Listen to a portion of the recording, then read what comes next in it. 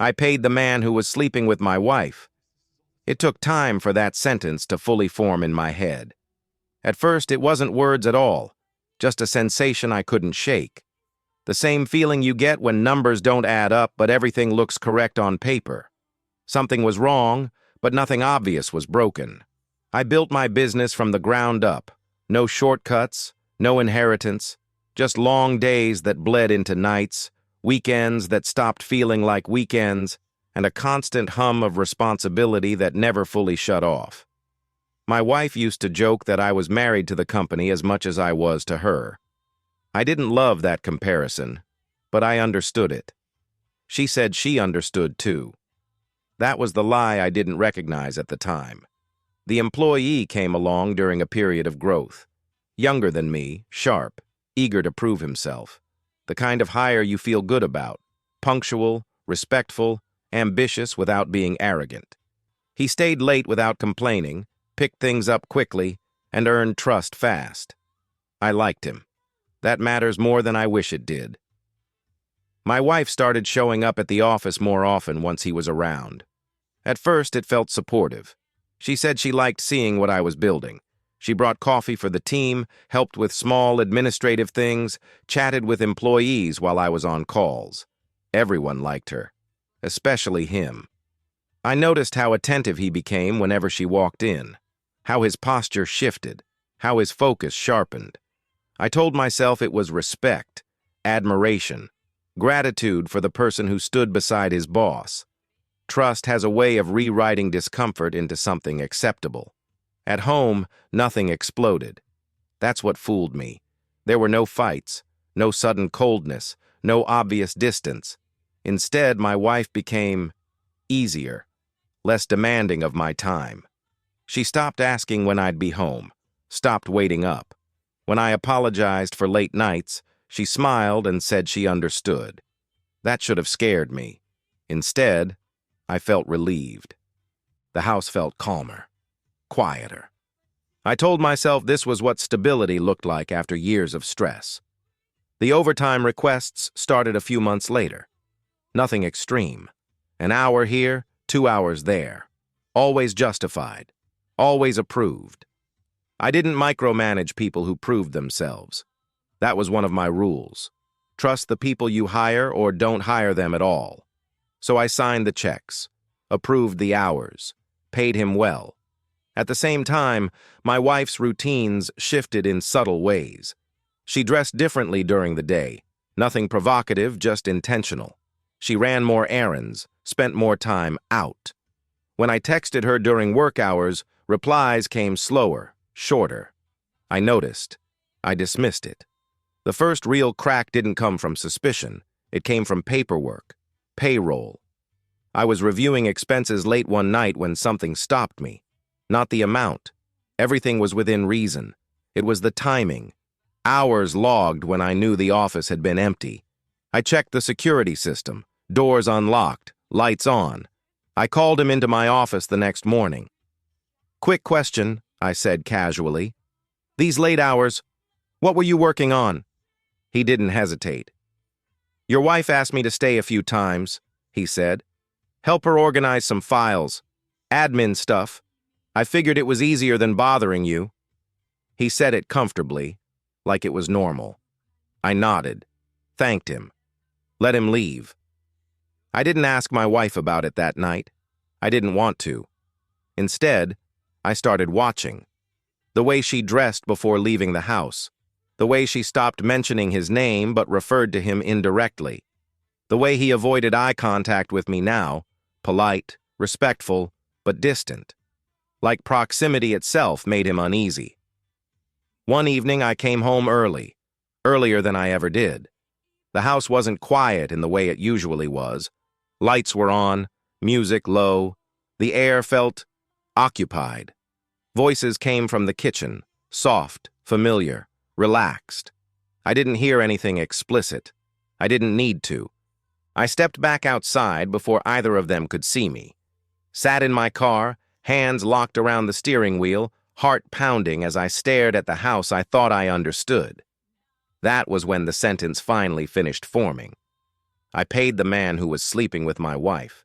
Every late night, every overtime request, every check I signed. I wasn't just betrayed. I had funded it.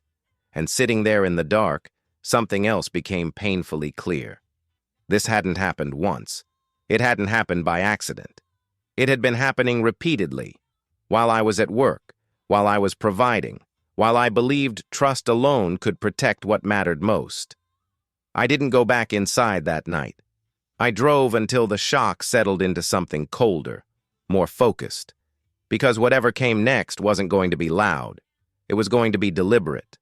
And I already knew this story wasn't just about losing my marriage. It was about realizing that everything I built, my success, my absence, my trust, had been quietly repurposed into an opportunity for betrayal. After that night, I didn't confront either of them.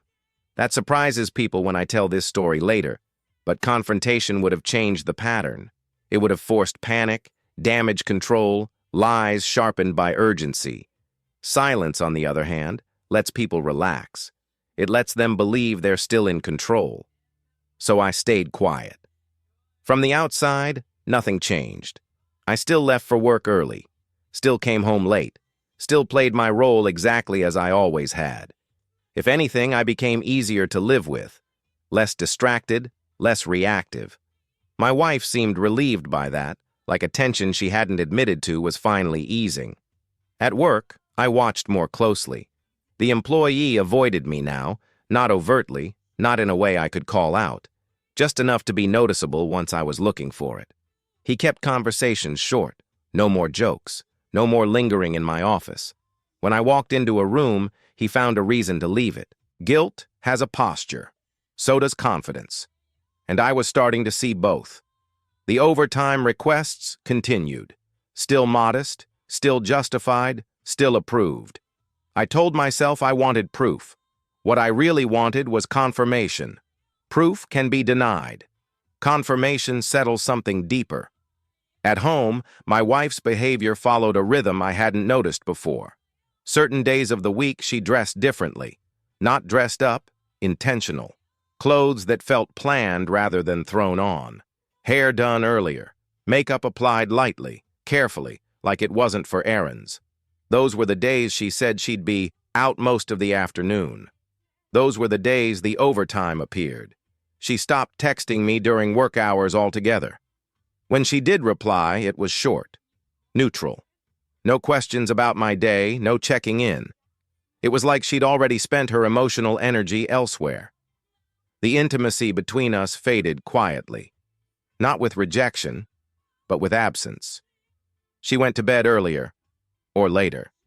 Sometimes she fell asleep on the couch. When I reached for her, she responded, but there was distance in it, like she was participating out of habit, not desire. I stopped initiating, not as punishment, out of instinct. It felt like stepping into something I wasn't invited into anymore. One evening, I stayed late at the office on purpose. I wanted to see what happened when I disrupted the routine. I didn't announce it. I didn't text her. I just didn't leave when I normally did. At a little past 7, I watched him glance at the clock, then at his phone, then toward my office. He waited. At 8, he knocked. "Everything okay?" he asked. "I can stay later if you need me." There it was, the assumption. "No," I said. "Go home." He hesitated, then nodded, left quickly. I drove home an hour later. The house was dark, too dark. No lights on, no TV noise, no sign she'd been waiting for me. It felt like I'd arrived somewhere after everyone else had already left. She was asleep when I got into bed. Or pretending to be. I lay there staring at the ceiling, realizing how carefully this had been constructed. My long hours weren't an inconvenience. They were the foundation. My trust wasn't a weakness. It was the mechanism. This wasn't reckless. It was efficient. Over the next week, I stopped guessing and started documenting. Dates, times, overtime logs, days she was out. Patterns emerged quickly once I let myself see them. The affair didn't happen randomly. It followed my calendar, my meetings, my deadlines. My life had become their schedule. The breaking point came on a Friday. She said she was meeting a friend for lunch, said she might run a few errands afterward. She kissed me goodbye like always, casual and light. I went to work. Then I left. I parked a few blocks from my own house and waited. An hour later, his car pulled into the driveway. He didn't look around. He didn't hesitate. He walked straight in like he belonged there. I sat in my car, gripping the steering wheel, my heart steady in a way that terrified me. This wasn't shock anymore. This was confirmation settling into bone. I didn't go inside. Not yet. I waited until his car left 2 hours later. Then I went home. The house smelled different. Not perfume. Not anything obvious. Just warm. Used. The kind of air that lingers after people leave. She came home shortly after, smiling, relaxed. "Good day?" I asked. "Yeah," she said easily. "Productive." Productive. I nodded and went to bed early, because by then something inside me had shifted completely. I wasn't angry, I wasn't heartbroken. I was done pretending this was something that might stop on its own. Whatever this was between them had grown comfortable, established, safe. And I understood something crucial. They weren't afraid of me finding out. They were counting on me not looking closely enough. That night, lying awake in the dark, I made a decision. I wasn't going to confront her yet. I wasn't going to fire him yet. I was going to let this continue just long enough for them to believe they were untouchable. Because when people believe they're safe, they stop being careful. And I needed them to stop being careful. I stopped pretending I needed more time. By the start of the next week, I had more than patterns. I had certainty. The kind that doesn't spike your heart rate or make your hands shake. The kind that settles in quietly and starts reorganizing your priorities without asking permission. I took a day off work without telling either of them. No excuse, no warning. I left the house at my usual time, kissed my wife goodbye, told her I had a long day ahead. She smiled and wished me luck like she always did. Then I drove around the block and parked where I could see my own front door. Waiting didn't feel dramatic. It felt procedural. Like I was finally doing the part of my job I'd avoided because it involved admitting something was broken. It took less than an hour. His car pulled up right on schedule. No hesitation. No looking around. No uncertainty. He walked to the door like someone arriving at a place he'd been many times before. I waited another 5 minutes, long enough to be certain this wasn't coincidence, long enough to let the last excuse die. Then I walked back to the house. The door was locked. That alone told me how established this had become. I unlocked it with my key and stepped inside. The house was quiet, but not empty. There's a difference. Empty houses echo. Occupied houses hold sound differently, even when no one is speaking. I heard movement upstairs. Not hurried, not startled, normal. That was the part that hurt the most. I didn't shout. I didn't announce myself. I walked into the kitchen and sat down at the table where we ate dinner every night. The same table where we talked about bills, vacations, the future. The table where she'd looked me in the eye and told me she understood my work hours. I waited. Footsteps on the stairs. My wife appeared first. The moment she saw me, her face changed. Not into shock, not into confusion. Recognition. Like a play that had finally reached the scene she knew was coming. "You're home," she said quietly. "Yes," I replied. "I am." He appeared behind her. He stopped short when he saw me. His eyes dropped immediately. He didn't speak. He didn't pretend. He just stood there, frozen in the space between employee and intruder. That silence confirmed what no message or log ever could. "Go outside," I said to him. He hesitated, glanced at her, then nodded and left without a word. The door closed behind him softly, respectfully. That felt almost insulting. My wife sat down slowly, like her legs had stopped trusting her. "You already know," she said. "I know enough," I replied. "I want the rest." She took a breath, a careful one. It started a while ago, she said. I didn't plan it. We talked. You were always gone. He was here. It just happened. How many times? I asked. She didn't answer. Enough that it stopped feeling like a mistake, I said. She nodded. That nod felt heavier than any confession. While I was at work? I asked. Yes. In my house? Yes. With someone who works for me? She covered her face and started crying. Quietly, controlled, like she didn't want the neighbors to hear. I never meant to hurt you, she said. I never thought... No, I interrupted calmly. You just kept choosing it. She looked up at me then, eyes red, searching for anger or forgiveness. I gave her neither. This isn't just an affair, I said. This is a violation you don't get to explain away. She whispered my name like it might soften something. It didn't. I need you both gone, I said. Today. She stared at me like she hadn't understood the language. You can't just... I can, I said evenly. And I am. She didn't argue after that. Not really. She packed a bag in silence, avoided my eyes, moved through the house like someone already mourning something they'd lost. He came back inside long enough to grab his keys and jacket. He still didn't look at me. Not once. He walked past like a stranger who'd overstayed his welcome. That was worse than anger. When the door finally closed and the house went still, the silence felt different than it ever had before. Not tense, not heavy, vacant. I sat alone at the table for a long time, staring at the surface worn smooth by years of shared life, understanding something with brutal clarity. This wasn't a mistake that ruined a marriage.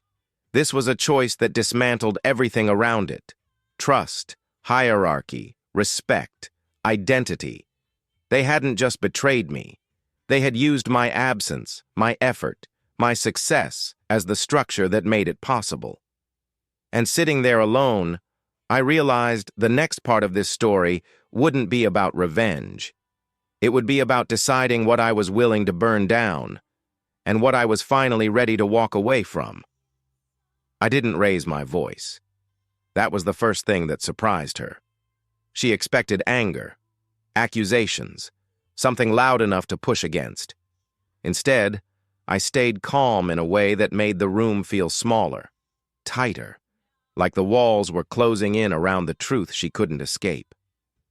After they left, I walked through the house slowly, not to check for damage, not to gather evidence, just to see it clearly for the first time without pretending it still belonged to the life I thought I had. Every room felt staged, like a set built to look familiar, but missing something essential. The couch where we'd watched movies, the kitchen where she'd poured coffee every morning, the hallway where she'd kissed me goodbye on her way out the door, sometimes minutes before he arrived. That realization hit harder than anything else. The timing. They hadn't stolen moments. They'd scheduled them. My work hours weren't an obstacle. They were the invitation. That night I didn't sleep, not because my mind was racing, but because it was eerily quiet. The kind of quiet that comes after a decision has already been made, even if you haven't said it out loud yet. The next morning, I went into the office early. He wasn't there. His desk sat exactly as he'd left it. Monitor dark, chair pushed in, coffee mug still in the corner like he planned to come back. He didn't know yet. That was important. I closed my office door and pulled out the folder I'd been building without realizing it.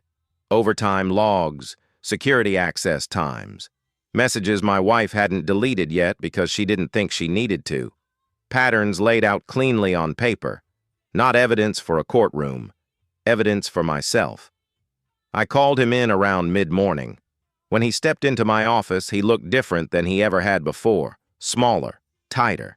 His confidence, the thing I'd once admired, had collapsed into something defensive and brittle. "Sit down," I said. He did. I didn't ask questions.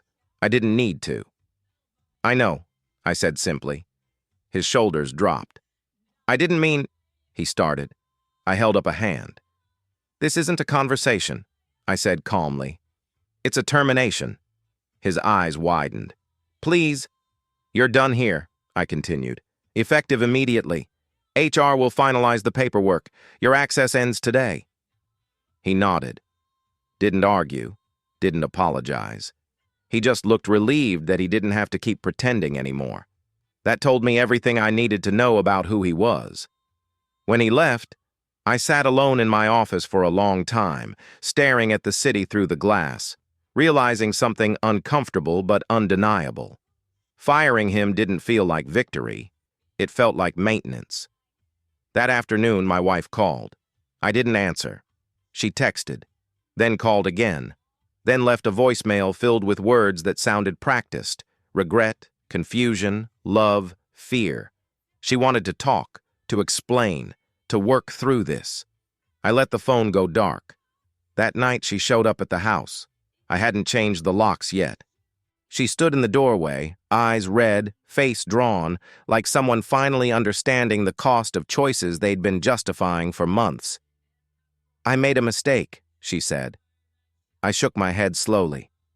You made a routine. That's not fair. No, I said quietly. It's accurate. She stepped inside, looked around like she was seeing the place for the first time. We can fix this. I'll do anything. I believed her. That was the problem. You already did what you wanted to do, I said. Now you want me to help you feel better about it. She flinched. I didn't plan for this to happen, she said. You planned for me not to notice, I replied. There's a difference. She started crying then. Not loudly. Just enough to be real. She talked about loneliness, about how absent I'd been, about how the attention felt validating. I listened. When she finished, I spoke. You didn't cheat because I worked too much, I said. You cheated because you found a way to make my work disappear. She looked at me like she wanted to argue. She didn't. I'm not going to punish you, I said. I'm not going to scream or beg or compete with someone who never respected me. What are you going to do? She whispered. I took a breath. I'm going to end this, I said. The words landed heavily between us. She shook her head. You don't mean that. I do. Silence stretched, the kind that forces reality to surface whether you're ready or not. I need you to pack the rest of your things, I said. Tonight. Her face collapsed then, the understanding finally catching up. As she walked down the hallway toward the bedroom, I realized something profound and strangely calming. This wasn't the moment my marriage ended. It had ended months ago, quietly, efficiently, during the hours I was gone. This was just the moment I stopped pretending I could save it by working harder or trusting longer. When she left that night with her bags, I stood in the doorway and watched her go. Not angry, not shaking, just clear. Because the hardest part of betrayal isn't losing someone you love. It's realizing they used your best qualities, your trust, your effort, your commitment, as the tools to betray you. And once you see that clearly, there's no version of forgiveness that doesn't ask you to disappear. I wasn't willing to do that anymore. The house felt unfamiliar once she was gone. Not empty in the dramatic way people imagine after a separation, no echoing rooms or shattered objects, but stripped, neutral, like a place that had been staged for a life that wasn't going to be lived there anymore. I walked through it slowly that first night, not touching anything, just noticing how quiet it could be when no one was lying inside it. I slept on the couch, not because the bedroom hurt too much, but because I didn't want to lie in a space that still carried expectations. The couch didn't ask anything of me. It just existed. The days that followed were practical, almost boring in their structure. Phone calls, emails, meetings with people who spoke in calm, professional tones about things that had once been personal. The word divorce started appearing in documents like it had always been there, waiting patiently for the rest of the story to catch up. She tried to reach me. At first it was frantic, missed calls, long messages filled with regret and explanations that sounded rehearsed. She said she hadn't meant for it to go that far, said it started small, said she'd been lonely, said she still loved me.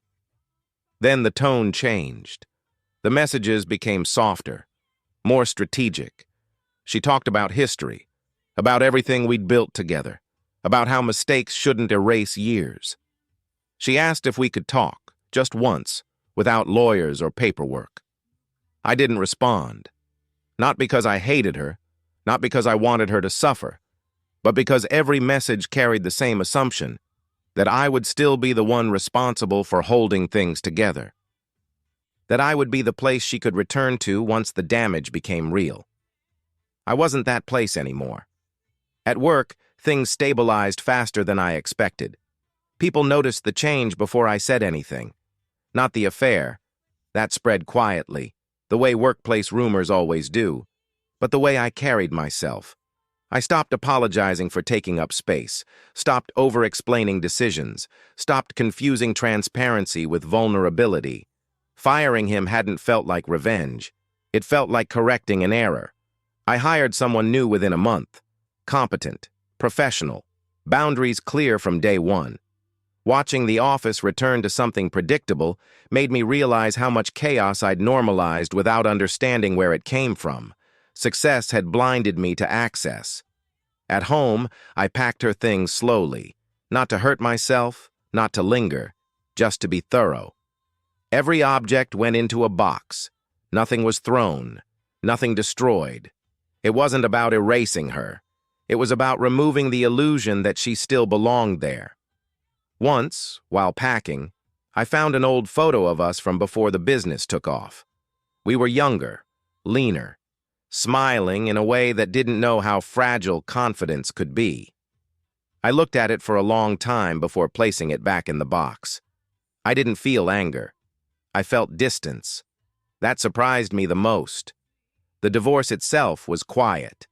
No courtroom drama, no raised voices, just signatures, dates, and the strange experience of watching your life be reduced to pages that could be filed away once everyone agreed they were complete.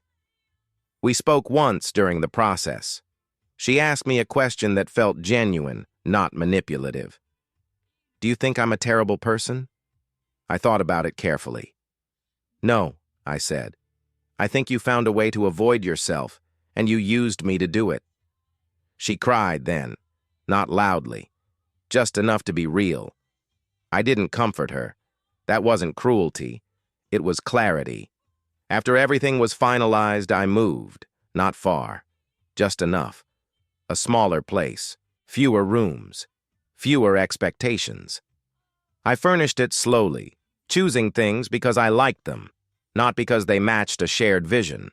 A chair by the window, a table big enough for one, a bed that didn't feel like a compromise. The quiet became something I looked forward to. Without the constant undercurrent of suspicion, without wondering where my absence was being used, I started to feel like myself again. Not the version shaped by responsibility and sacrifice, but the one that existed before everything had to be leveraged for someone else's comfort. I learned something important in that space. Betrayal doesn't always come from malice. Sometimes it comes from entitlement. The belief that someone else's effort is a resource you can quietly redirect, that their trust is renewable, that their absence exists for your convenience. I had mistaken loyalty for safety. They're not the same thing. Months later, I ran into someone who knew her.